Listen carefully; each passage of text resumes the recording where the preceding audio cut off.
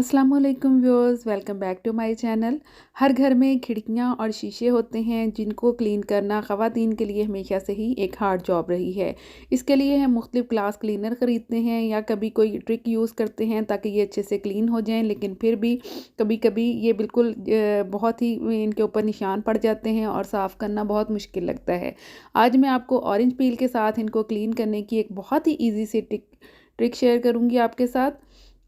यहाँ पे मेरे पास 2 ऑरेंज हैं जिनके मैंने पील्स जो हैं वो सेपरेट कर लिए हैं। ऑरेंज पील जो है ये बहुत ही ज़बरदस्त क्लीनर होता है। एक तो इसकी खुशबू बहुत ज़बरदस्त होगी। जिस तरह से आप कोई एसेंशियल ऑयल, ऑरेंज का एसेंशियल ऑयल यूज़ कर रहे हैं, बहुत ही कीमती होता है। तो ये वही काम करेंगे ऑरेंज पील्स जो कि एक ऑरेंज का एसेंशियल ऑयल करता है।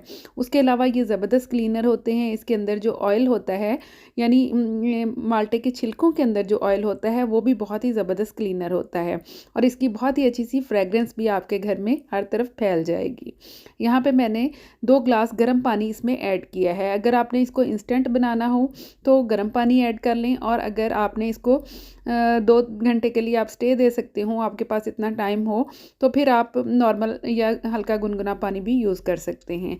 अब मैंने इसमें 3/4 बेकिंग सोडा ऐड किया है। बेकिंग सोडा भी ज़बरदस्त क्लीनिंग एजेंट है। जितने भी पुराने से पुराने दाग होंगे मिरर्स पर, शीशों पर, वो सारे के सारे साफ़ हो जाएंगे। नेक्स्ट इंग्रेडिएंट है विनेगर। वाइट विनेगर हर घर के किचन में मौजूद होता है। 2 टेबलस्पून हम इसमें ये ऐड कर देंगे। इन दोनों के रिएक्शन से बहुत ही ज़बरदस्त क्लीनर बनेगा। और ये आप देख रहे हैं गर्म पानी की वजह से ऑरेंज का एसेंस जो है वो पानी में शामिल हो चुका है और पानी का कलर भी हल्का सा चेंज हो गया है।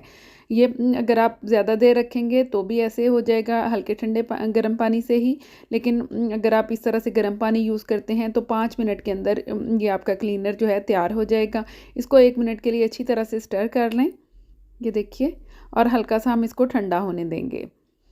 उसके बाद हम एक शावर बोतल ले लेंगे और उसके अंदर इसको ऐड कर लेंगे। कीफ़ की मदद से मैं इसमें ऐड कर रही हूँ।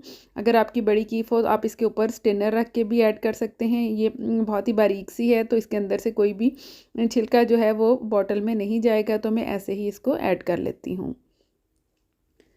ये देखिए, ये 2 ग्लास का क्लीनर बन गया है जिसको आप हफ्ता भर यूज़ कर सकते हैं। ये ख़राब भी नहीं होता। और इस तरह से अब ये देखिए, जो भी शीशे लगे होते हैं कभी ना कभी इसके ऊपर फिंगर्स के प्रिंट इस तरह से आ जाते हैं, जिसको क्लीन करना ख़ासा मुश्किल होता है। साफ़ करते हुए कई दफ़ा ये मज़ीद गंदे हो जाते हैं। तो इसके ऊपर हल्का सा स्प्रे करेंगे और टॉवल के साथ इसको रब कर लेंगे। आप अखबार या कोई पेपर भी यूज़ कर सकते हैं, उससे भी बहुत ही ज़बरदस्त क्लीन होता है और निशान नहीं पड़ते।